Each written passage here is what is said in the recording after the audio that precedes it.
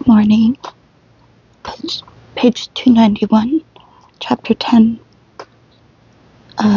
We're still on Part 3 of Volume 2, Chapter 10, in place of politicals.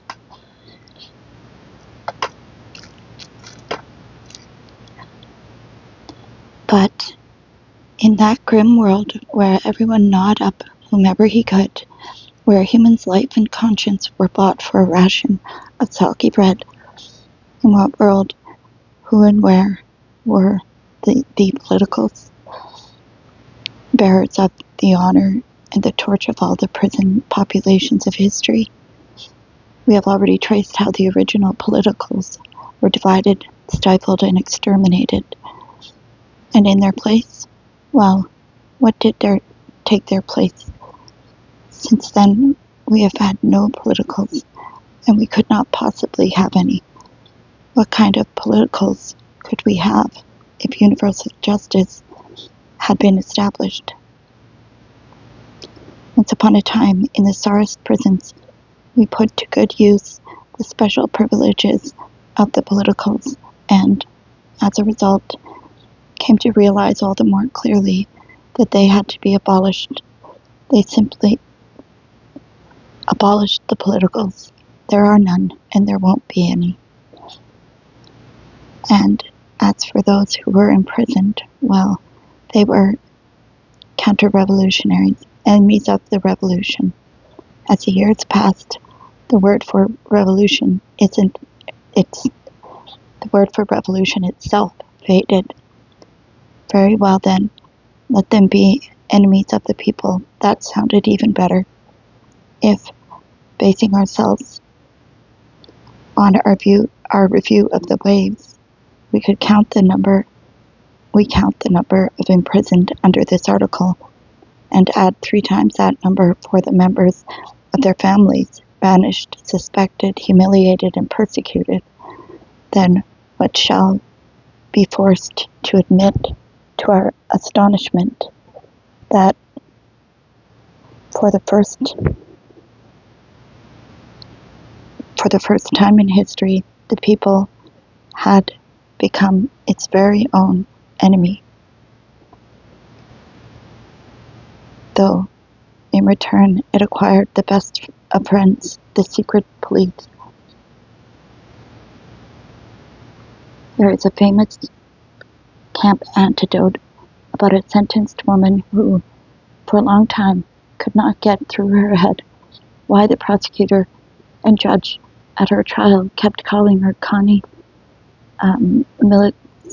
Militchener, a mounted policewoman, which was what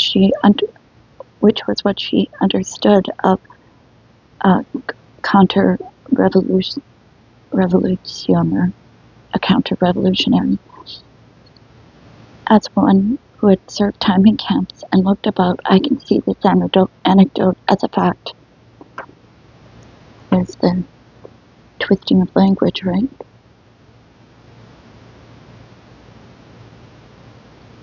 A tailor, laying aside his needle, stuck it into a newspaper on the wall so it wouldn't get lost, and it happened to stick in the eye of a portrait of Kaganovich. A customer observed this.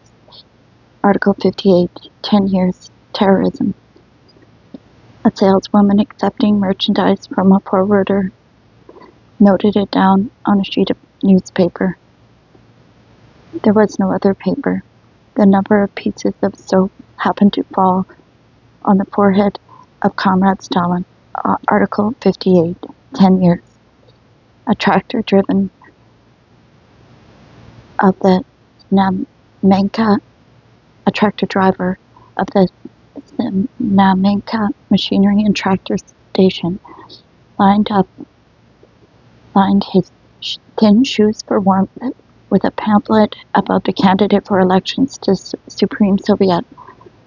But a chairwoman noticed it was missing. She was responsible for the leaflet and found out who had it. KRA, Counter-Revolutionary Agitation, 10 years. The village club manager went with his watchman to buy a bust of Comrade Stalin. they bought it, the bust was big and heavy. They ought to have carried it in a hand barrow, both of them together, but the manager's status did not allow him to do so. "All right, you'll manage it if you take it slowly," and he went off ahead. The old watchman couldn't work out how to do it for a long time. If he tried to carry it at his side, he couldn't get his arm around it. If he tried to carry it in front of him, his back hurt, and he was thrown off balance backward. Finally, he figured out how to do it. He took off his belt, made a noose for Comrade Stalin, put it around his neck, and in this way carried it over his shoulder through the village. Well, there was nothing here to argue about. It was an open and shut case. Article 58, terrorism, 10 years. A sailor sold an Englishman a Katyusha cigarette lighter, a wick in a piece of pipe with a striking wheel as a souvenir for £1 sterling. Subversion of the motherland's dignity, 58, 10 years. Baby. Pardon my cat. A shepherd, in a fit of anger, swore at a cow for not obeying. Boy, baby. You collective farm, WH blank blank blank. That's how it's written. And he got 58 and a term.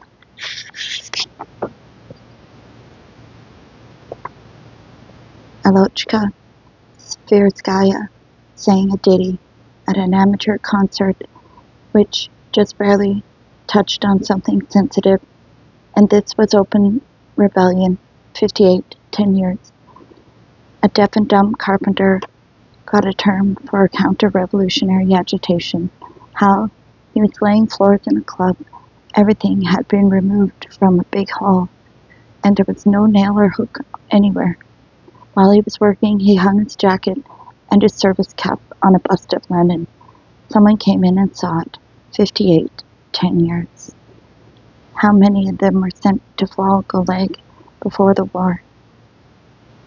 Illiterate old villagers from Tula, Kaluga, and Smolensk provinces. They all had Article 58.10, in other words, anti-Soviet propaganda, because when they had to sign, they made their mark with a cross. This is Loshelin's story. After the war, I did time in camp with a man from Vetluga named Maximov. He had served from the beginning of the war in an anti-aircraft battery. During the winter, their political commissar had assembled them to discuss with them the Pravda-led editorial of January 16, 1942. Quote, "During the winter, we must smash the Germans so badly that in the spring he will not be able to rise again." He assigned Maximov to speak on this topic too. The latter said, "That's right, we have to drive him out, the bastard, while the storm is raging."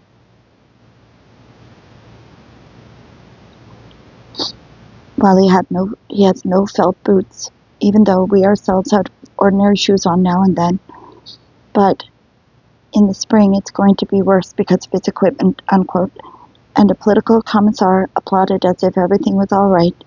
But then Maximov was summoned to Smersh and had 8 years tied on for him for, quote, praising German equipment, 58. And Maximov's education had been 1 year at a village school. His son, a Komsomol member, came to camp from the army and ordered him, quote, "Don't write, mother, you're arrested. Say you're in the army and they won't let you go," unquote. His wife wrote back to the P.O. Box address, "Your class has all been released. Why don't they let you go?" And the convoy guard looked at Maximov, who was always unshaven and crestfallen, and a little bit deaf in addition, and advised him, quote, "So, write that you become an officer and that's why they're keeping you. Someone at the construction site once got angry at Maximov for his deafness and stupidity and cursed him out. Quote, "They spoiled Article 58 with you," unquote. The children in a collective farm club got out of hand, had a fight, and accidentally knocked over some poster or other off the wall. With their backs, the two eldest were sentenced under Article 58 on the basis of the decree of 1935. Children of the age of 12 on had full criminal responsibility for all crimes. They also sentenced the parents for having allegedly told them and sent them to do it.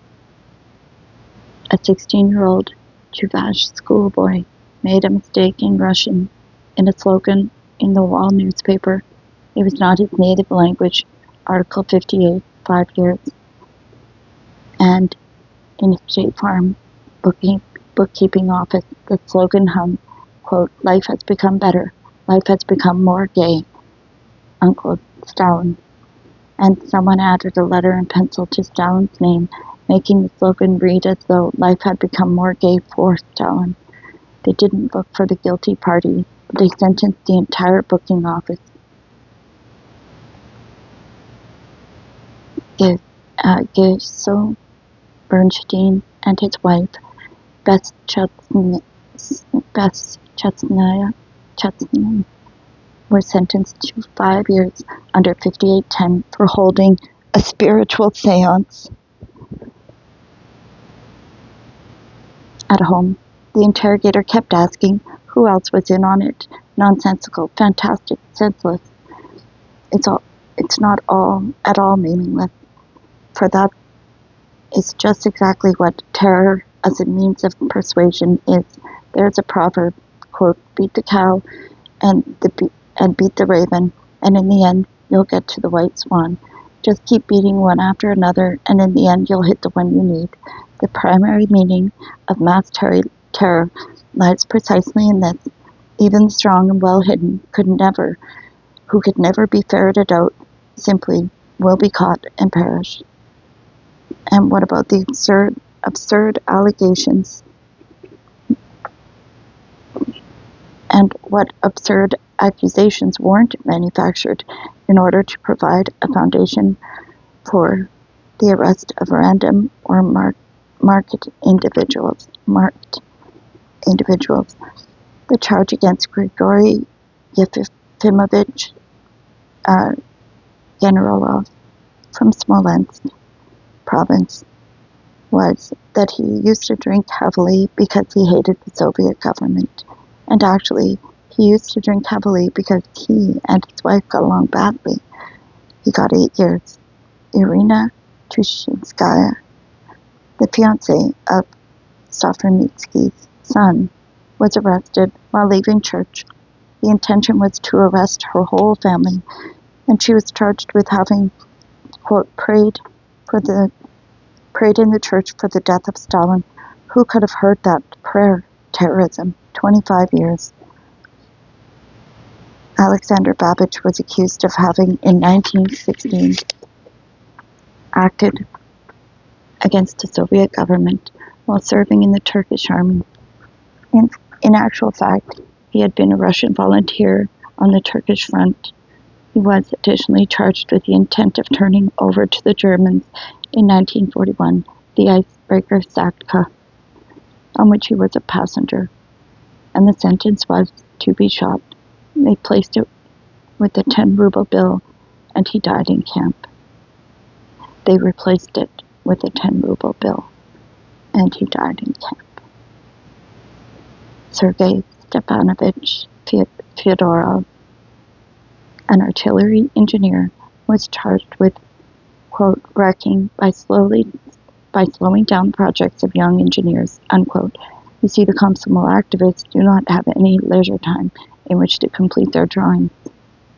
Corresponding member of the Academy of Sciences, Ignatovsky, was arrested in Leningrad in 1941 and accused of having been recruited by the German intelligence service when he was working for Zeiss in 1908. And he was supposed to have had very strange assignment to not to engage in espionage in the coming war, which was, of course, the center of interest of that generation of the intelligence services, but only in the next one, and therefore he had loyally served the Tsar in World War I, and when the Soviet government, and then the Soviet government also, and had put into operation the only optical factory in the country, GOMZ, G-O-M-Z, and been elected to the Academy of Sciences, and then, at the beginning of World War II, he had been caught, rendered harmless, and shot. However, for the most fantastic accusations were really not required. There existed a very simple standardized collection of charges from which it was enough for the interrogator to pick one or two and stick them like postage stamps on the envelope. This is points. First one, discrediting the leader, and a negative attitude towards the collective farm structure, a negative attitude toward state loans, and what normal person could have had a positive attitude. A negative attitude toward the Stalinist constitution, a negative attitude toward whatever was the immediate particular measure being carried out by the party, sympathy for Trotsky, friendliness towards the United States, etc., etc., etc. The pasting on of these stamps of varying value was monotonous work requiring no artistry whatsoever. All the interrogator needed was the next victim in line, so as not to lose time. Such victims were selected on the basis of arrest quotas by security chiefs and local administrative districts, military units, transportation departments, and educational institutions, and so that the security chiefs did not have to strain their brains, denunciations from informers came in very handy. In the conflicts between people, denunciations were the super weapon, the X-rays. It was sufficient to direct an invisible little ray at your enemy, and he fell, and it always worked. For these cases, I have not recollected the names of the individuals involved, but I can affirm that I heard many stories in imprisonment about the use of denunciations in lovers' quarrels. A man would remove an unwanted husband, a wife would dispose of a mistress, or a mistress would dispose of a wife, or a mistress would take revenge on her lover because she had failed to separate him from his wife. The most frequently used postage stamp was Section 10, counter-revolutionary agitation, subsequently renamed anti-Soviet agitation. If our descendants could someday read the interrogation and trial records of Stalin's times, they would be utterly astounded to find what indefatigable and adroit operators those anti-Soviet propagandists were. They were quite capable of using a needle or a tattered service cap for propaganda purposes, washed floors or unwashed linens, a smile or its absence, too expressive or too impenetrable a look, soundless thoughts inside the skull, notes in an intimate diary, love letters, graffiti in toilets. They propagandized on the highways and byways, at a fire at a collective farm market, in the kitchen, behind the domestic tea table, and in bed whispering in the ear. And only the invincible social structure of socialism could withstand such propaganda assault. Wow. In the archipelago, they used to love to joke that not all of the articles of the criminal code were accessible. One or other person might wish to violate the law on protection of socialist property, but was not allowed near it. Some other person wouldn't hesitate to commit embezzlement, but could not manage to get a job as a cashier. To murder, one had to have a knife at least. To possess a weapon unlawfully, one first first of all, had to acquire a weapon and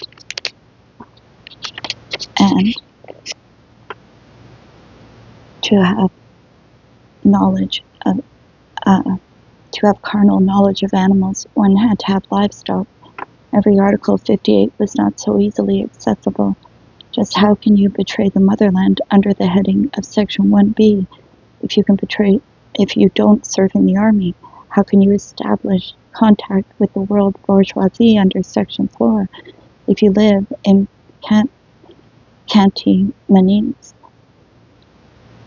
Manise, and how can you subvert state industry and transportation under Section 7 if you work as a barber, if you don't have at least a stinking old sterilizer so it can explode? Chemical engineer Chudakov, arrested in 1948 for diversionary activity.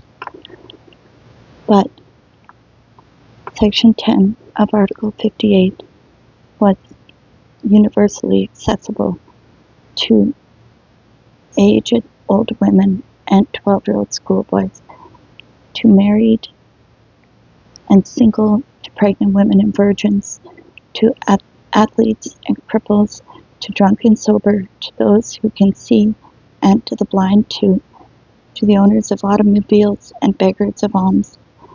One can earn one's sentence via Section 10 just as readily in the winter as in the summer, on a weekday as in the early morning, and late at night, at home or at work, on a stair landing, at the metro station, in a dense forest, in an intermission at the theater, or during the course of a solar eclipse. The only other section which could rival Section 10 in its accessibility was Section 12, failure to make a denunciation, or he knew but he didn't tell. All those same people listed above could receive this section, and in all the same conditions, but the special advantage in this case was that one did not even have to open one's mouth nor take pen in hand. The whole point of this section was failure to act, and the sentence was the same: 10 years of imprisonment and 5 years muzzled. Of course, after the war, Section 1 of Article 58, treason to the motherland, no longer seemed difficult to attain either.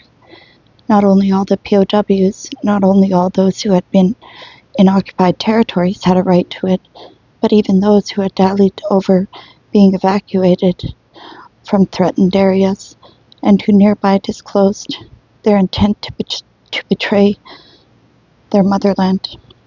The motherland. Professor of mathematics Zhuravsky asked for 3 plane seats out of Leningrad for his wife, his sick sister-in-law, and himself. They gave him 2, none for the sister-in-law. He sent off his wife and sister-in-law and stayed behind. The authorities could only interpret this act to mean that the professor was waiting for the Germans. Article 58, 1a, via 19, 10 years. In comparison, for those unfortunates, pardon me,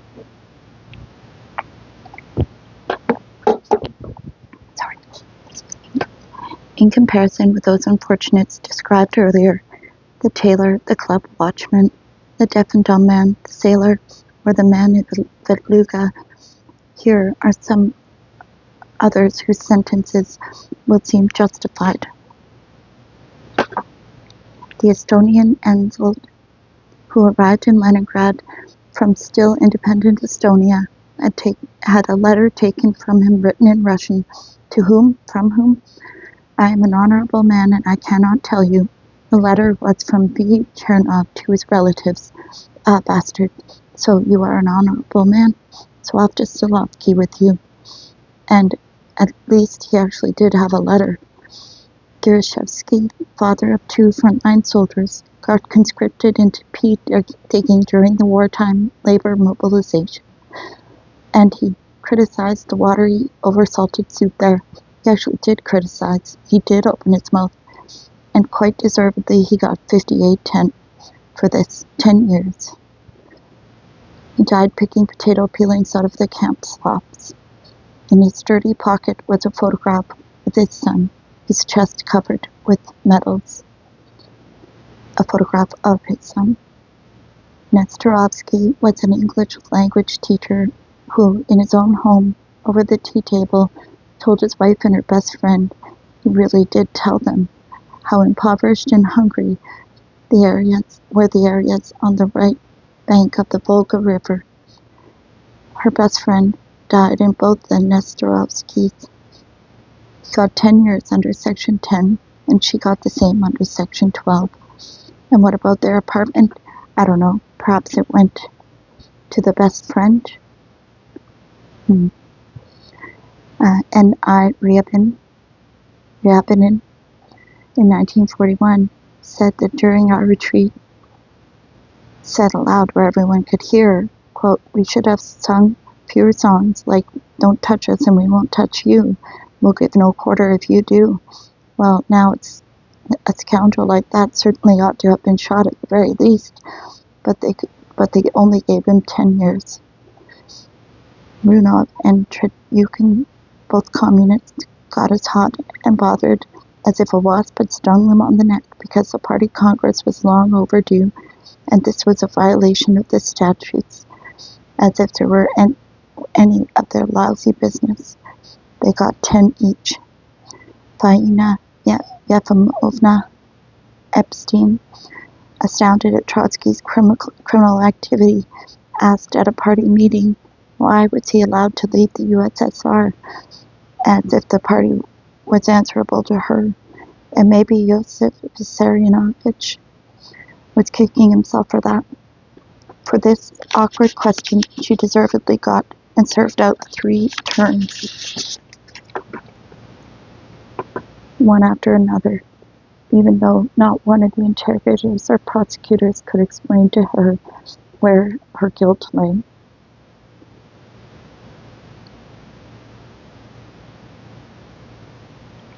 And Grusha, the proletarian, committed a crime of simply astounding gravity. She worked at a glass factory for 23 years, and her neighbors had never seen an icon in her home. But just before the Germans got to her district, she put up some icons. She had simply stopped being afraid. After all, they used to persecute people who had icons. And what the interrogation particularly noticed on the basis of the denunciation was her neighbors, was that she had also washed the floors. But the Germans never did get there. Then, too, she had picked up near her house a pretty German leaflet with a picture and pushed it into a vase on her dresser. And despite all this, our humane court, taking into consideration her proletarian origins, gave Grusha only 8 years of camp and 3 years disenfranchisement. Meanwhile, her husband perished at the front, and her daughter was a student in the Technological Institute. But the cadres kept tormenting her. "Where's your mother?" And the girl poisoned herself. Grusha could never get past the point of her daughter's death. In telling the story, she sobbed and went out. And what was Gennady Sorokin, a student of 3rd year at the Chelyabinsk Pedagogical Institute, to be given for having published 2 of his own essays in Students' Literary Journal, 1946. Small change, of course, 10 years. And what about reading the poet Sergei Yesenin? After all, we kept forgetting everything. Soon they will be telling us that this was not so. Yesenin was always a revered poet of his people, but Yesenin was a counter-revolutionary poet. His verses were forbidden literature. M.Y. Potapova was charged as follows. In the Ryazan State Security, how did you dare admire Yesenin before the war? If Yosef Vissarionovich said that the best of the most talented was Mayakovsky, that's how your anti-Soviet nature showed itself. And that civil aviation flyer assisted the plot of a Douglas looked like a dyed-in-the-wool anti-Soviet. Not only did they find a complete collection of Yesenin in his possession, not only did he talk about how well-to-do and how well-fed people were in East Prussia until we got there, but during the course of a public debate in the aviation unit, he got into a public argument with Ilya Averbakh about Germany. In view of Averbach's position at that time, one may conclude that the pilot was proposing gentler treatment to the Germans. At a debate, a public argument, court-martialed, 10 years imprisonment, and 5 of disenfranchisement. I.F. the Pi created a collective farm in his own local district, and a year before, the bosses gave orders to create them. A completely voluntary collective farm, and GPU Commissioner of Ovsyannikov allowed that hostile sally to go unchallenged. I don't need your good one, give me my bad one. The collective farm was proclaimed to be a kulak, and the Pi himself an ally of the kulaks, and they dragged him through the hummock. F.V. Shavarin, a worker, spoke out loud at the party meeting about Lenin's testament. Well, nothing could be worse than that. He had to be a sworn enemy. Whatever teeth he may have managed to keep through the interrogation, he lost his first year in Kolyma. See what awful criminals were there to be encountered among the 58s, and indeed some were really venomous, with a touch of the underground. For example, there was Peters Gertensberg, an inhabitant of Riga. All of a sudden, he moved to the Lithuanian Socialist Republic and registered himself as being of Polish origin, and in fact he was a Latvian Jew. What was particularly outrageous about this was a desire to deceive his own native state. It meant he was counting on our letting him go to Poland, and from there he would slip off to Israel. Nothing doing, darling. You didn't want to stay in Riga, so off to GULag. Betrayal of the motherland via intention. 10 years. And what secretive police were there, and what secretive people there were about too. In 1937, among the workers of the Bolshevik factory, Leningrad, some former pupils of the trade schools were discovered who had been present in 1929 at a meeting addressed by Ms. Zinoviev. A list of those present had been found and attached to the minutes.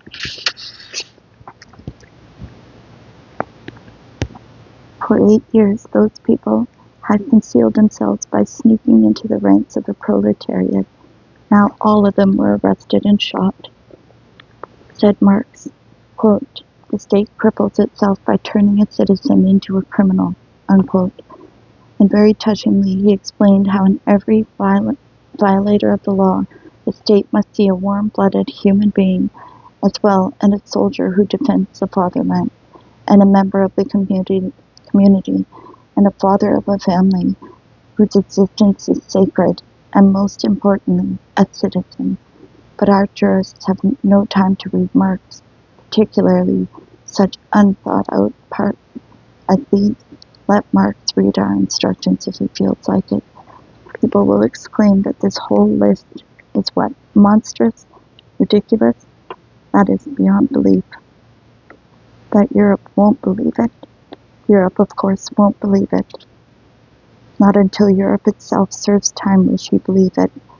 Europe has believed our glossy magazines and can't get anything else into her head.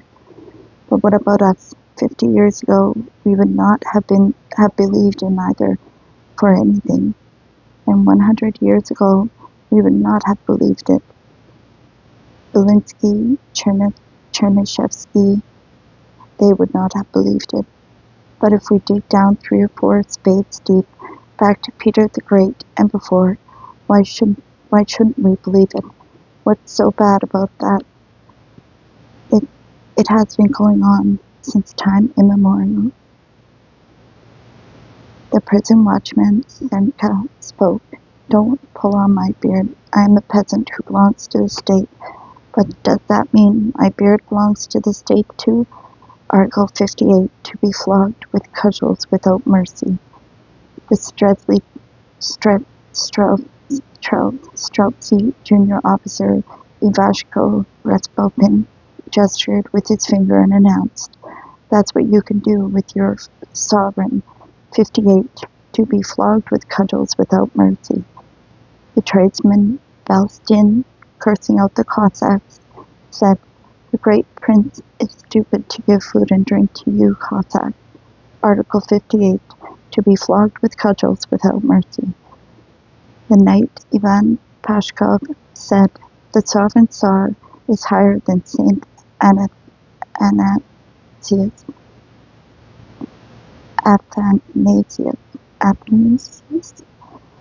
and the sacristan of the Church of Saint Athanasius, Nizhdan, said, "Then why does the Tsar pray to Anastasius?" This was in Holy Week, and both were drunk. Moscow delivered its verdict without prejudice. The boyar's son must be flogged with cudgels without mercy, and the sacristan flogged for the same reason. At the very least, everyone keeps his mouth shut, and that's what is needed.